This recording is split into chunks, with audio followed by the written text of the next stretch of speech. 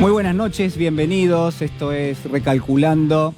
No hay ninguna duda que el gobierno ha tercerizado el manejo de la política económica. El Fondo Monetario Internacional es quien dirige los destinos de los argentinos, en gran medida atado al ciclo económico y financiero. Pero sin embargo, en lo que hace a la política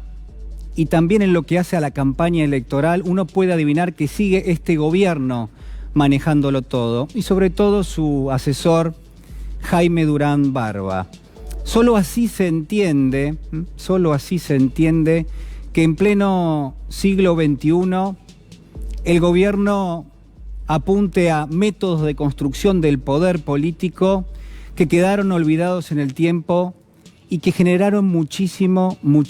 daño. Solo así se entiende también que el gobierno trate de instalar algunas temáticas que terminan generando discriminación por un lado, que terminan generando segregación, pero al mismo tiempo quizás cuestiones que hacen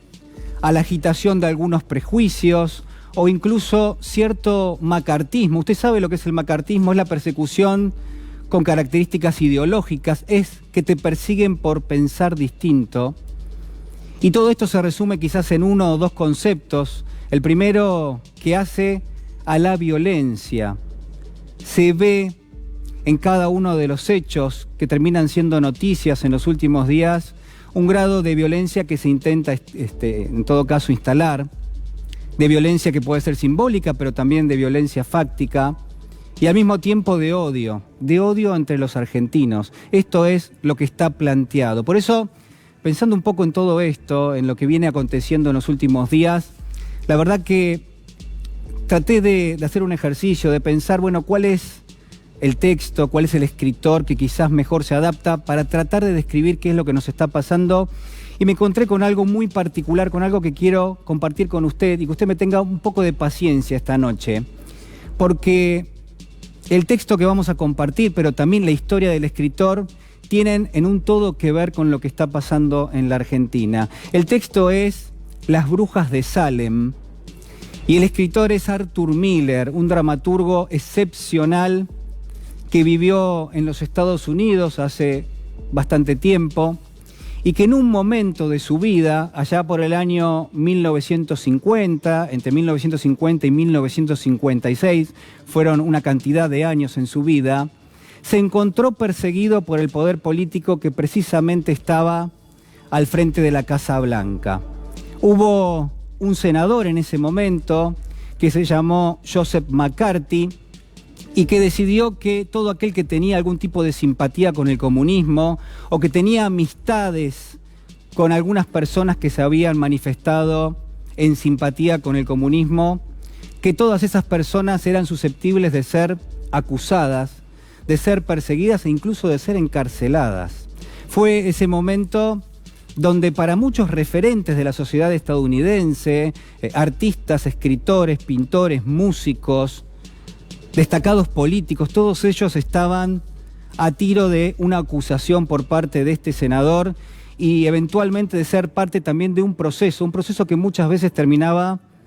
con la prisión o por lo menos con una especie de condena. Arthur Miller fue condenado por desacato, se le preguntaba si tenía amistades comunistas. Él respondió que no, pero de todas maneras se lo terminó condenando por desacato y finalmente en el año 1958 quedó exento de estos cargos. En ese contexto es que Arthur Miller, durante esos años es que Arthur Miller decide echar mano a la propia historia de los Estados Unidos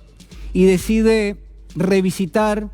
una historia realmente dramática, la de las brujas de Salem. ¿Sabe usted de qué trata? Seguramente sí, seguramente lo leyó o vio las películas que se hicieron al respecto. Habla de un Estados Unidos que todavía no era precisamente ese país. Habla de los orígenes de un pueblo que se llamaba Salem, allá por fines del siglo XVII, 1692, 1693 aproximadamente, cuando llegaban los colonos ingleses, fundaban un determinado poblado y eran las mismas reglas, las mismas normas, la misma religión que se imponía en el Reino Unido, la que terminaba teniendo vigencia en cada una de estas pequeñas sociedades o de estos pequeños pueblos. Hablamos entonces de Salem y de un lugar donde lo religioso impartía una disciplina absoluta en una sociedad realmente muy rígida, puritana, yo le diría, y que entonces cuestiones tan sencillas que hacían a cosas de todos los días eran prohibidas. Por ejemplo, se pensaba que el baile, que la música probablemente también, que en todo caso cualquier manifestación artística por afuera de practicar la religión tenía que ver con un pacto con el diablo, que era producto de alguna especie de acuerdo con el demonio, que eran prácticas diabólicas sencillamente, y por eso se las terminaba persiguiendo. Las brujas de Salem hablan de un conjunto de adolescentes, mujeres casi todas ellas, que son descubiertas bailando alrededor de una especie de fogata en las inmediaciones de un bosque que estaba muy cerca del poblado de Salem. A partir de ahí, la historia toma una dinámica propia. Estoy hablando de la obra de teatro que escribió precisamente Arthur Miller, porque lo que va a terminar reflejando es cómo se van instalando los, yo diría, núcleos de desconfianza, cómo en pos de algún tipo de defensa de aquellas personas que son acusadas, terminan generándose otras acusaciones, cómo se cruzan esas acusaciones y cómo se termina instalando una especie de infierno que no solo genera desconfianza, sino también intolerancia. Bueno, Arthur Miller escribe esta maravillosa obra de teatro con dos personajes iniciales. Son dos chicas, dos adolescentes, que caen presas de una supuesta enfermedad. Es tanta la presión social que tienen, son tantas las acusaciones, son ellas parte del grupo de mujeres a las cuales se las ha encontrado bailando en el bosque y enfrentan ahora una dura acusación. Tienen muchísimos problemas de salud, al menos es lo que aparentan. Una de ellas no puede hablar, la otra duerme con los ojos abiertos, tampoco puede emitir palabra, y en algún caso terminan confesando algo que efectivamente no hicieron, alguna especie de pacto con alguien, porque es tanta la presión que hasta el propio médico que las examina dice: miren, la verdad que no hay razón científica para lo que les está pasando, salvo que hayan hecho un pacto con el diablo. En eso se va la historia, porque a partir de las acusaciones empiezan a generarse otras acusaciones. Ellas terminan acusando a otra persona que forma parte de una de las familias, que es una esclava y que confiesa también que formó parte de ese grupo, pero está claro que a esta altura todas son encontradas prácticamente culpables. Mire, Arthur Miller traza sin ninguna duda un fresco, si usted quiere, algún tipo de representación de lo que él estaba también viviendo en los Estados Unidos allá por el año 1950. El salto que dio es enorme, está hablando también de fines del siglo XVII, pero sobre todo habla de las creencias y qué pasa cuando esas creencias, o lo que se supone que son algún tipo de dogma que llevan a cabo las élites de los pueblos o de las sociedades, cuando eso termina transformando el destino de las personas que viven justamente bajo sus dominios. Además, Arthur Miller va a hablar de qué pasa en una sociedad cuando aparece la represión, cuando aparece la desconfianza, cuando aparece la delación, delatar a alguien, incluso con bases falsas, y cómo se genera en una sociedad la sensación de justicia, a pesar de que en muchos aspectos, y en este caso en particular, eran sometidas a condenas sin un juicio previo. Bueno, de todo esto va a terminar hablando Arthur Miller, de cómo se acumula poder en base a las falsedades ideológicas, pero sobre todas las cosas, quizás lo central, lo principal, el punto donde, mire, Miller ata no solamente su situación en ese momento en los Estados Unidos, sino también donde va a buscar lo que sucedió efectivamente en la historia real